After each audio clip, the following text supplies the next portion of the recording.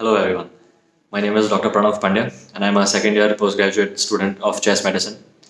Today I am going to be attempting to make you understand a few topics of arterial blood gas analysis and acid-base disorders. So let's start.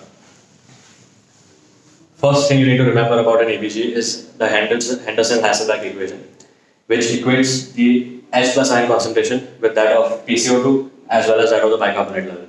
As you know, bicarbonate contributes to the alkalinity of the blood, making the pH high and the H plus concentration low, obviously, since they are inversely proportional. And the CO2 contributes to the acidity of the blood, making the pH low and the H plus ion concentration high. So H plus is directly proportional to CO2 and inversely proportional to the bicarbonate level. Let's come to the normal ranges of a normal ABG. The pH ranges from 7.35 to 7.45, in which 7.4 is taken as the general mid value. The PCO2, easy to remember, 7.35 to 0.45, you just make that 35 to 45. Simple, easy to remember. PO2, 60 to 100, in which 80 is taken as the normal range. And bicarbonate, this is the only thing which has to be memorized, which is 22 to 26, in which 24 is taken as the central mid value. These are normal ranges, you just need to remember this for further evaluation. Now, before we get into the details, the first thing that you need to see when you get an ABG in front of you is whether this ABG is valid or not. What do you mean by validity? It means that from the values that have been given to you on the ABG, you calculate the H plus ion concentration, which is never given. You, however, have all these values ready with you. So you multiply 24 into the PCO2 value on the ABG upon the bicarbonate value of the ABG. The value of H plus that you get, there is a fixed table and a system of the corresponding H plus ions with that of the pH. How to remember that? So for a normal pH of 7.4, the expected H plus ion concentration is 40. You remember this? You remember the corresponding H plus value is 25 for a pH of 7.6 as alkaline as that. And you remember that 100 H plus concentration ion is the corresponding value for pH of 7. These are the midpoint values, extreme values, and the central, which is easier to remember. How do you remember the ones in between? As the pH keeps becoming more and more acidic, you keep decreasing 0.5 from every pH value, 7.35, 7.3, 7.25, and likewise. And obviously, since the pH is becoming more acidic, the H plus concentration will have to increase. So you keep adding 5. 40 plus 5, 45, 45 plus 5, 50. Then you add 6, 56. You add 7, 63. You add 8, 71. Another 8, 79. You add 10, which makes it 89. This is how you remember these series. How about on the way down? From 40, you know that for the pH to becoming more alkaline, the H plus ion concentration will have to decrease.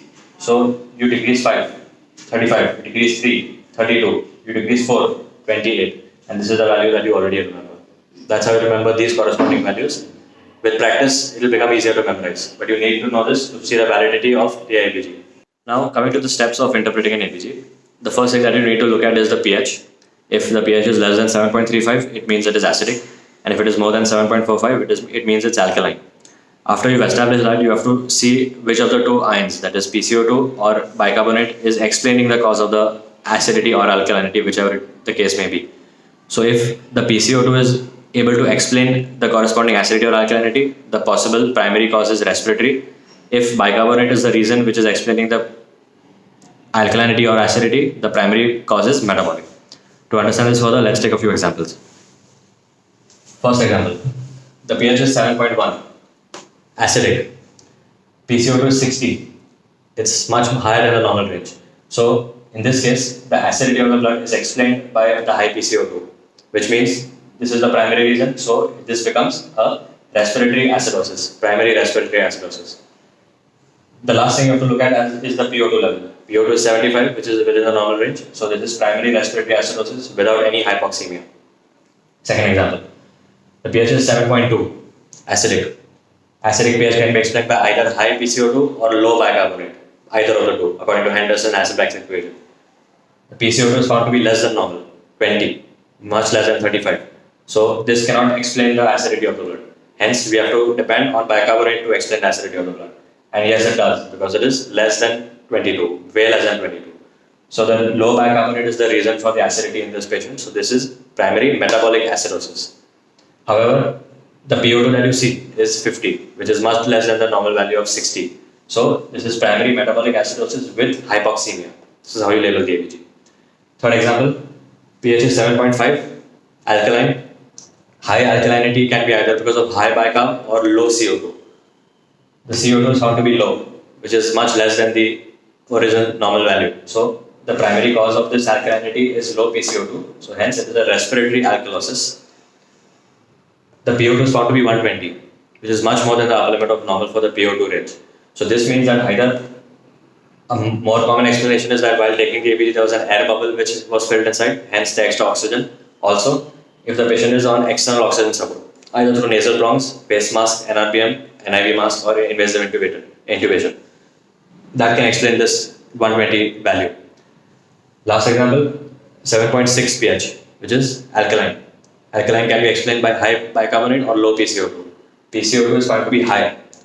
If the PCO2 was high, the pH would have been acidic. However, the pH is actually found to be basic, alkaline. Hence, we have to depend on bicarb to give us the answer. And yes, it does, because it is 55. It is much more than a normal range of 26, higher upper limit of normal. So, it is primary metabolic alkalosis without hypoxemia, because the PO2 is in the normal range. Coming to the last two examples, 7.5 alkalosis. PCO2 is 15. So, low PCO2 is explaining the alkalosis, logical. So, this is a case of respiratory alkalosis. Now, look at the PO2 in both the cases. The PO2 is found to be 30 and 30, and the normal range in an ABG is minimum 60. So, such a low PO2, it can exist in two conditions.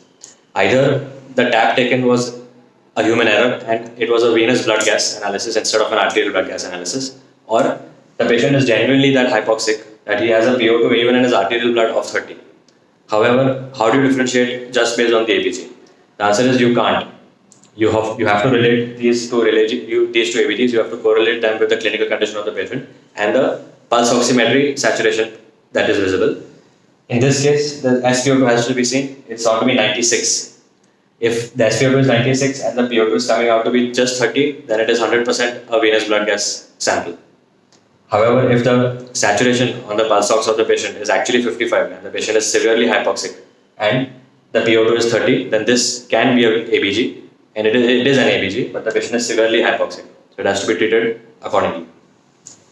Now, let us talk about all the individual types of acidosis and alkalosis in some detail. The first one being respiratory acidosis.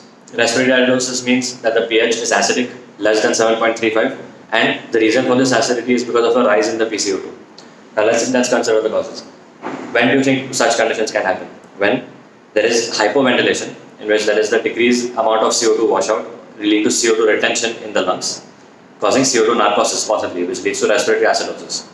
So what are the conditions which will make you retain carbon dioxide in your system? Most common cause, first one, any obstructive airway disease. Obstructive airway, there's an obstruction to exhalation causing air trapping, causing CO2 retention. The most common ones being asthma, which has seasonal variation and childhood presentation, and chronic obstructive pulmonary disease, COPD, which has later onset with a long-standing smoking history.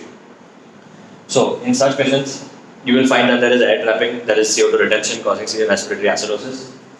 Other conditions causing respiratory acidosis include this respiratory center depression, in which can be caused by infection, it can be caused by trauma, head trauma, it can be caused by opioid analgesic abuse or opioid analgesic overdose or benzodiazepine overdose, causing obtundation of the respiratory center, causing decreased ventilation, hypoventilation.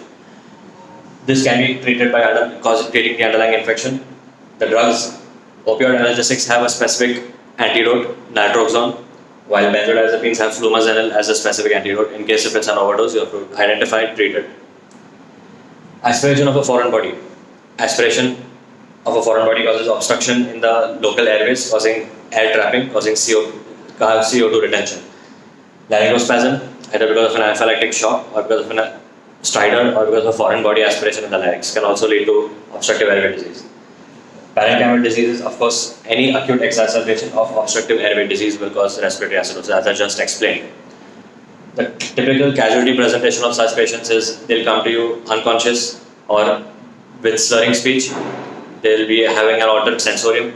They classically, if they have a diagnosed case, they would have been missing their inhaler since the last few days, causing acute exacerbation of the underlying disease. There is so much bronchoconstriction, there is so much airway narrowing and constriction, there is air trapping.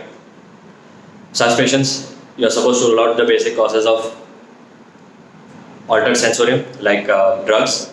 You have to check their blood sugar levels in the casualty. If both of them check out to be normal, you're supposed to take proper history. If there's a history of COPD and the patient is unconscious, it's most likely the patient has gone into CO2 narcosis. You take an EBG, you see there is high PCO2 of much more than 45 or more than 50, and you have to manage it immediately. Now there are two approaches to management of this patient. If a patient presents to you in the range of PCO2 of around 45 to 60 and the patient is slightly conscious and able to obey your commands, then you can give a trial of non-invasive ventilation to the patient, in which you are supposed to admit him to the ICU, give him an airtight mask of NIV, also known as non-invasive ventilation, and you have to make sure that the patient has a high respiratory rate set on the ventilator functions, such that the patient will unconsciously try to coincide his normal breathing with that of the RR which is artificially set by you, so as to cause more CO2 washout, so as to decrease the CO2 narcosis. However, you have to make sure that the patient does not sleep. You have to make sure that the patient obeys your commands. It's advisable to have a relative next to him, constantly waking him up and making sure he doesn't sleep. Certain patients come when they are unsalvageable with the non-invasive ventilation. If they come with a PCO2 of 70, if they come with a PCO2 of 80, you know that they are not going to be able to coincide their breathing because they are not conscious. In such patients, do not hesitate to mechanically invasively intubate the patient, put an endotracheal tube, sedate him, paralyze him. We don't want his diaphragm muscles to work at all. We want him to ventilate at the rate at which we want him to.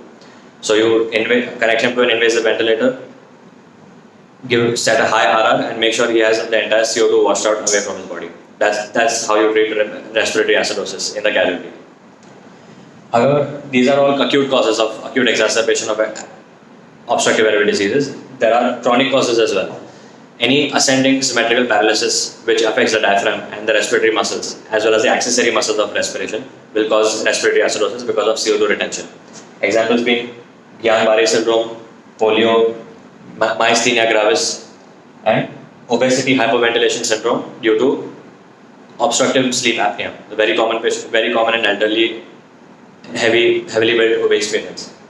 Also COPD, of course, but the stable form of COPD, which is controlled by inhaler. So severe respiratory acidosis is when the pH becomes less than 7.2. In such cases, the blood pressure decreases, the arrhythmogenic potential of the heart increases to arrhythmias, the shifting of blood occurs from the peripheral circulation to the central circulation. All this, along with decreased myocardial contractility, leads to a condition where there is development or predisposition of pulmonary edema fluid getting set in the lungs. Also, because of respiratory acidosis, there is development of insulin resistance in the periphery, which leads to more chances of type 2 diabetes being exacerbated. Now, speaking about the second disorder, which is respiratory alkalosis. Respiratory, as in PCO2 is the reason for the alkalosis, and alkalosis, which means the pH is more than 7.45. So, it means there is less CO2 in the body, causing more pH, which means that there is CO2 washout. The patient is breathing very fast and is hyperventilating and is washing out all the CO2, causing the alkalosis in the body. The classic presentation of such patients in the casualty would be patients of pain, sudden anxiety, panic attacks, and psychotic episodes, in which the patient either has had a fight at home or some altercation, domestic altercation, and the patient comes to you breathing heavily, breathing fast, and breathing shallow. On observation, you'll check his SpO2 level, you'll check her chest, you'll auscultate her chest, everything will turn out to be fine. On asking the history, you will find some triggering factor, which is her causing the patient to hyperventilate and wash out all the CO2, causing respiratory alkalosis. Also, in cases of genuine hypoxia, where the patient is either having COVID-19 or some kind of pneumonia, patient is on a high altitude, mountains, because of the low partial pressure of oxygen and decreased FiO2, the patient hyperventilates. Or in case of severe anemia, where the hemoglobin deficiency causes the patient to hyperventilate to achieve the same amount of oxygenation as do non-anemics. In such patients, in the first category of patients, the simple treatment is make sure that their CO2 gets retained in the body. How do you do that? By asking them to rebreathe through a closed bag. Rebreathing through a manual closed bag is the easiest way to get rid of the patient. The patient, you have to reassure them that nothing is wrong with you. Make them breathe in a closed plastic bag. Something as basic as a plastic bag or a folder or any paper bag will do the trick. It will increase the CO2, the patient will come back to normal. Such patients very, very frequently tend to have tingling around the mouth, contractures of the first few fingers of the upper limb, tetany, oral perioral numbness, and sweating as associated factors because of their anxiety states. So, coming to the next group of disorders, metabolic acidosis. In this, the acidosis, that is the pH less than 3.5, is caused primarily by low bicarb in the body. Causes have been classified into: first is ketoacidosis, either because of starvation, either because of diabetes, or because of alcohol consumption. When there is breakdown and consumption of sources other than carbohydrates and proteins for energy, for ATP, when ketone bodies are broken down, the accumulation of excess of these ions will lead to ketoacidosis, which lead to metabolic acidosis. Also, when you exercise without enough oxygen concentration in the body starts undergoing anaerobic glycolysis, which leads to accumulation of lactic acidosis. Also, you can lose bicarb from the kidney because of its hampered ability to reabsorb carbon bicarb from the urine, which happens in renal tubular acidosis. Also, when you have GI loss, gastrointestinal loss of bicarb through loose stools, excessive diarrhea, cholera, in that you will lose so much bicarb that it will deplete and it will cause metabolic acidosis. These are the main causes. A typical casualty patient of this would come with some amount of altered sensorium, a known diabetes, probably forgotten to take his oral hypoglycemic or insulin injections. A BSL in the casualty would reveal a high random blood sugar of maybe more than 350, more than 400. An emergency urine ketones test has to be done using strips. If the ketone bodies are present in the urine, then the patient has already gone into ketoacidosis. Treatment should be initiated promptly in such cases because it is a life-threatening emergency. The patient should be given subcutaneous and intravenous insulin along with under cover of IV fluids, or to be safe, under cover of dextrose normal saline, so that the patient doesn't land up into unwanted hypoglycemia. Also, one thing has to be considered, that in giving excess insulin to the patient, a major side effect of that is hypokalemia, since it causes opening up of the ion channels and extracellular to intracellular transport of potassium, causing hypokalemia.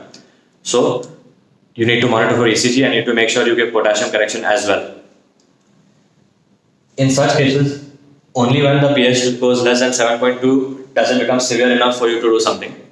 If it is because of diabetic, starvation, or alcoholic ketoacidosis, these are metabolizable conditions in which, on treatment of the underlying cause, the acidosis becomes automatically compensated. However, in cases of toxic ingestion, where there is accumulation of unmetabolizable anions, unmetabolizable acids, you will need to give some kind of an alkali bicarb therapy so as to bring the pH back to its normal range. In that, a correction is warranted. So, what is the formula? The formula for giving correction is the target bicarb that you want to achieve, which is normally, as I said in the previous part, 24. That minus the current bicarbonate. Obviously, it will be low in cases of metabolic acidosis.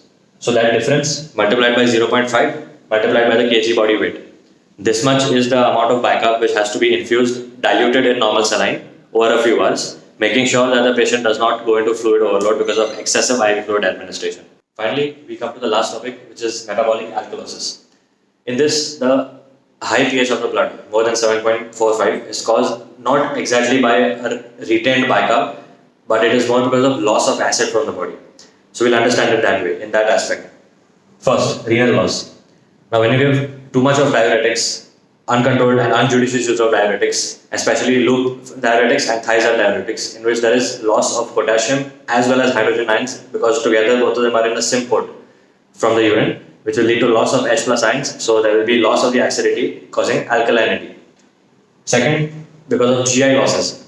When you vomit, majority of the gastric contents is acid because of the proton pumps hydrogen ions into the stomach, causing gastric acid. When you lose all that acid through continuous vomiting, it leads to loss of acidity, so causing alkalinity. Also, when you put a Ryle's tube or a nasogastric tube into the stomach and you keep aspirating the secretions, in case of a GI bleed, it leads to metabolic alkalosis. Last, most difficult cause to understand is hyperaldosteronism.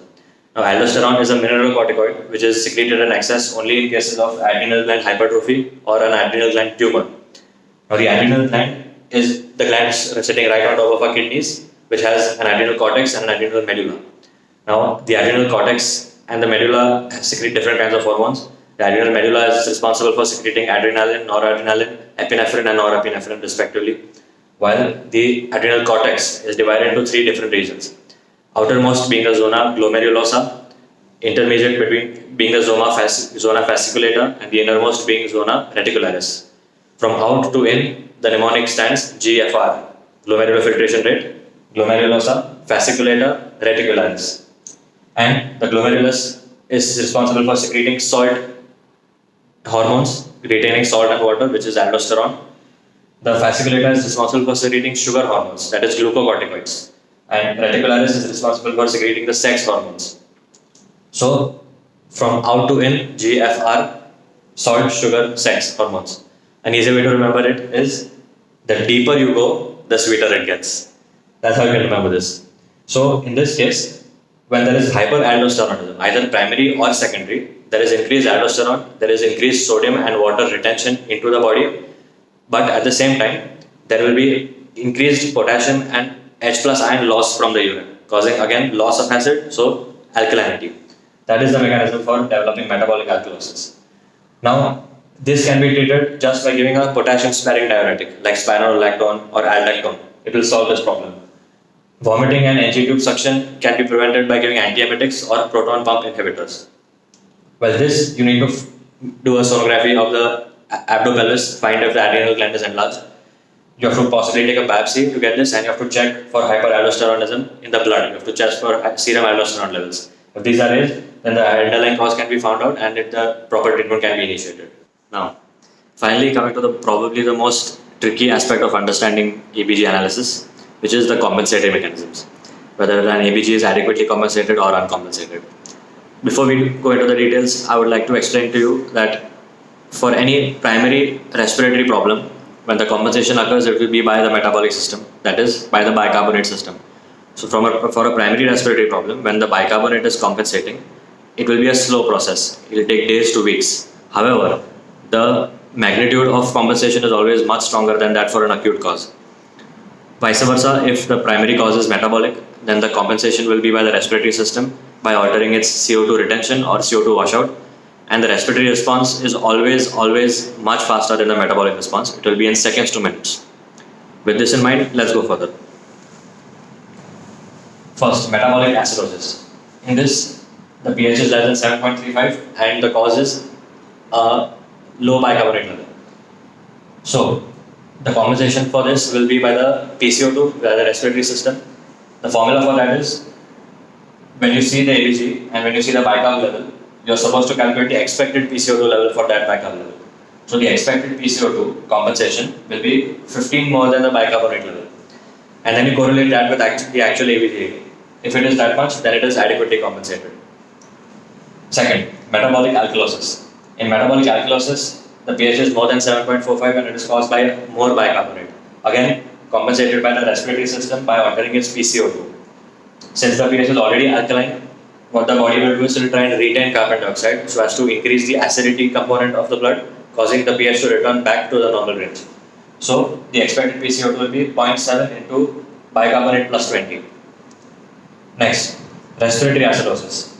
Respiratory acidosis is when there is CO2 retention, causing pH to decrease. In that case, the metabolic system will take over, the renal system will take over by altering its bicarbonate reabsorption. In acute causes of respiratory acidosis, there is different and there is different for chronic causes. For the acute causes, the expected bicarbonate will be 24 plus. Plus is important because the bicarbonate is expected to rise, is expected to be retained so as to increase the alkalinity of the blood. PCO2 minus 40, since the CO2 will always be higher than the normal range, since it is acidosis. PCO2 minus 40 into 0.1.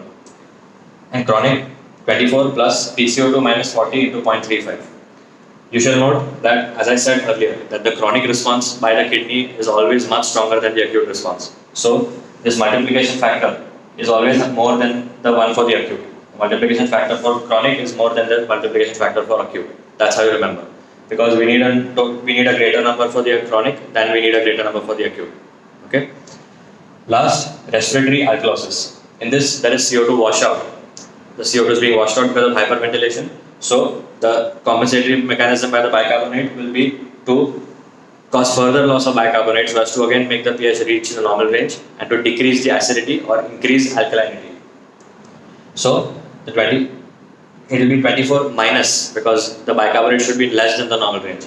So 24 minus 40 minus PCO2 into 0.2, and for chronic changes 24 minus 40 minus PCO2 into 0.4.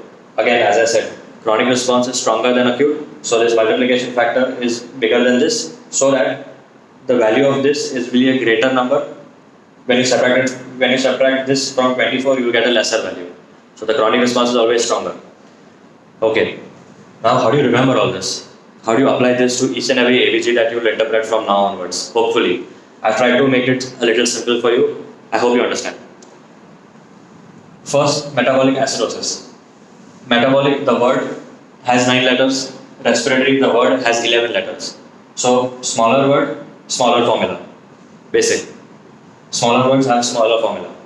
From that, when you write metabolic before respiratory, in that acidosis, the word has 8 letters. Alkalosis, the word has 9 letters. So, acidosis formula is smaller than the alkalosis formula.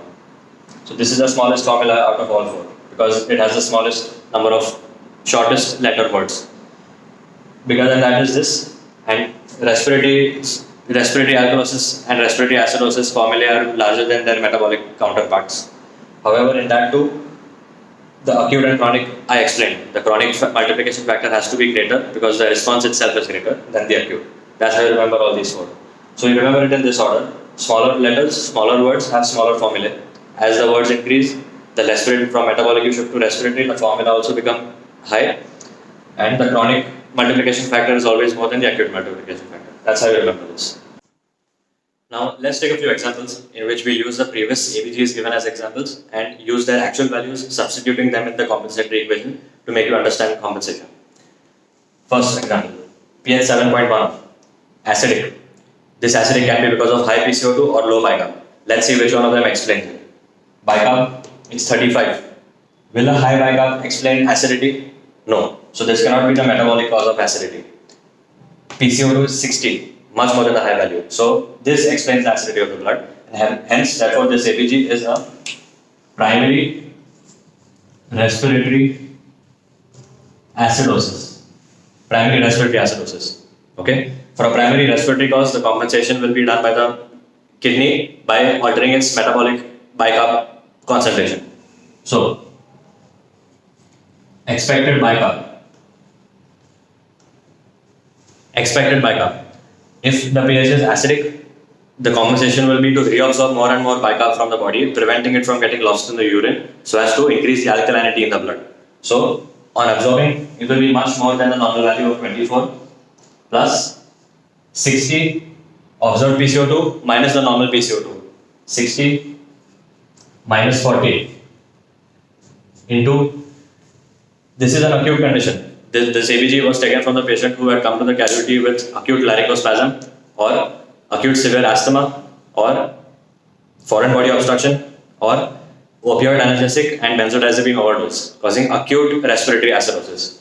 So for acute conditions, the multiplication factor, as I said, is a smaller number. So 0.1 was that in the formula, which gives you 24 plus 20 into 0.1 is 2. 24 plus 2 gives you 26. So the expected bicarb for this primary respiratory acidosis as compensation should be 26, which is more than the normal value. The body should retain bicarb such that it reaches a level of 26. However, in reality, it is found that the bicarb is 35, which means the bicarb would have started getting increased, should have started getting reabsorbed up till 26, but it overshot, it overcompensated. The kidney and the metabolic system overcompensated by reabsorbing much more bicarb than required. So, this entire ABG is labeled as now a primary respiratory acidosis with a superadded metabolic alkalosis component. Because if it was adequately compensated, the compensation would have stopped at 26. But it did not stop because there was an additional metabolic alkalosis component, further increasing the bicarb totally to 35. Also, in case this is a chronic condition, like in acute exacerbations of COPD, or in cases of stroke, Guillain-Barré syndrome, myasthenia gravis, ascending paralysis, and obesity hypoventilation syndrome. In all those cases of CO2 retention and CO2 narcosis, the formula would have been 24 plus 60 minus 40 into 0.35. For chronic conditions, the magnitude is more, so the multiplication factor is more. So this would have led to a total value of 20 into 0.3 by 7. 24 plus 7 is 31. The expected bicarbonate would have been 31 if it was a chronic condition. However, it is still found to be 35. So, in this also, it is a primary respiratory acidosis with a superadded metabolic alkalosis component. Coming to the second example, pH 7.2, acidic. Acidity can be explained either by high PCO2 or low bicarb. PCO2 20. PCO2 is much less than normal. So less PCO2 will not be responsible for causing acidity. Now let's go to the bicarb. Bicarb is low, much lower than the normal value. So this is the primary reason for acidosis. Hence, this is the primary metabolic acidosis.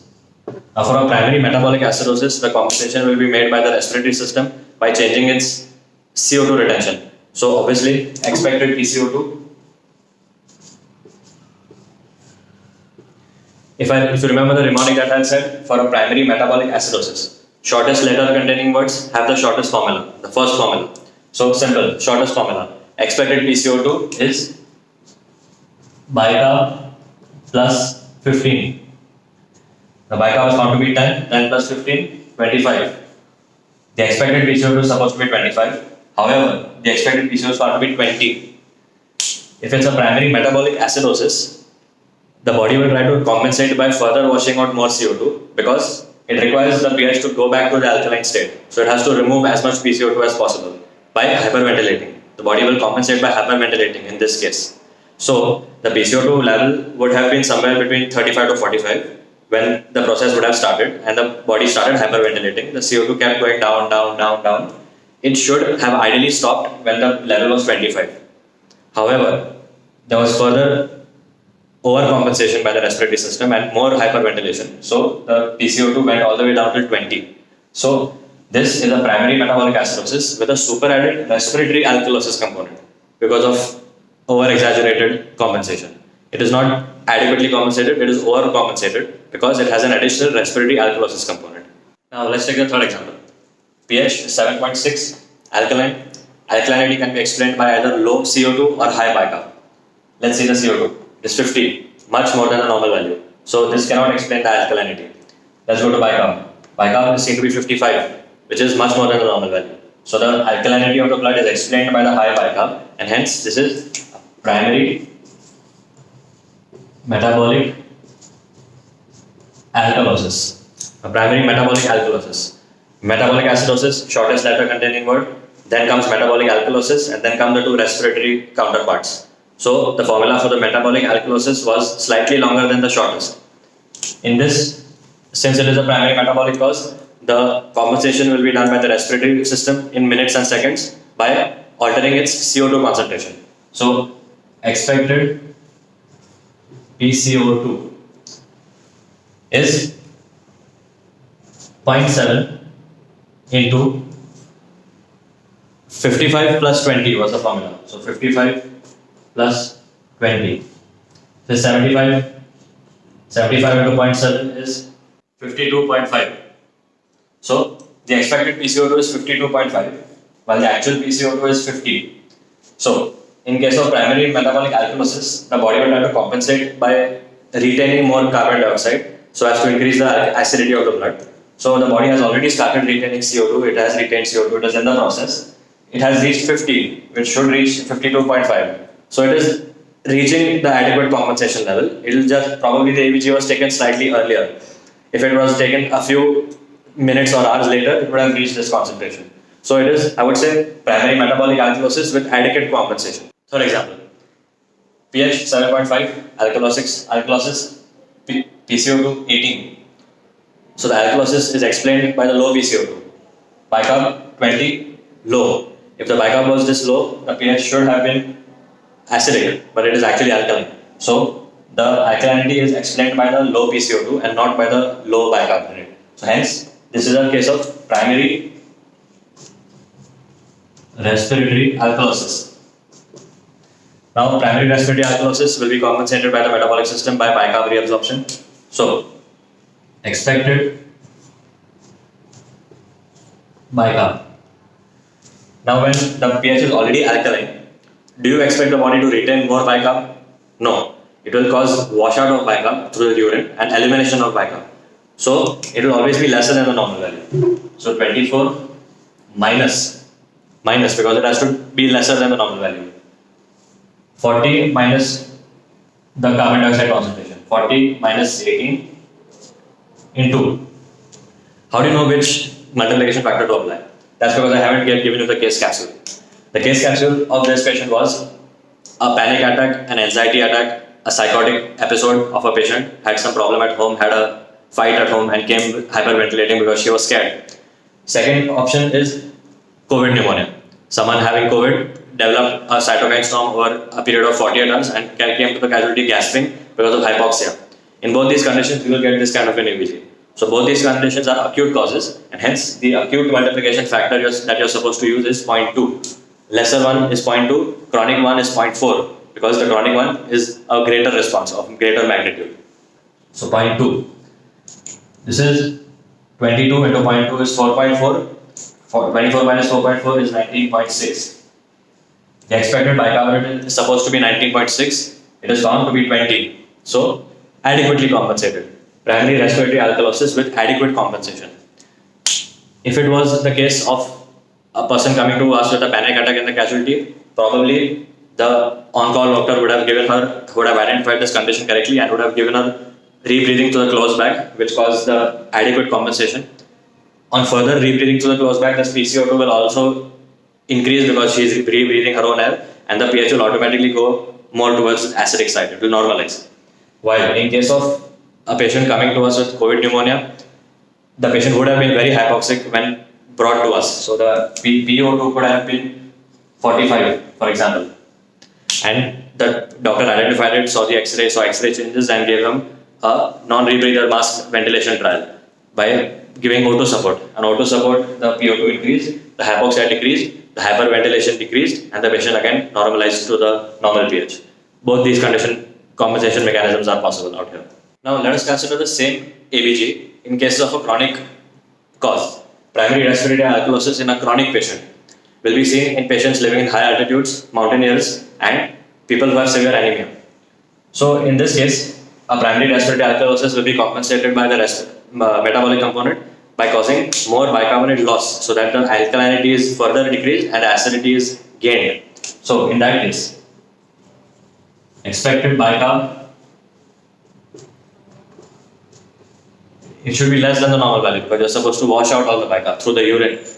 24 minus 40 minus 18 into multiplication factor is more because it is a chronic condition and the magnitude of chronic compensation is always greater.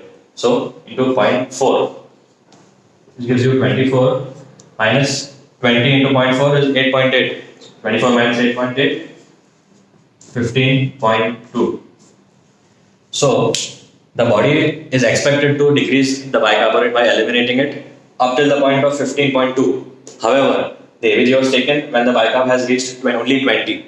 It has started decreasing, the body was losing carbon dioxide, but it hasn't reached the adequate compensation or the expected bicarb level of 15.2.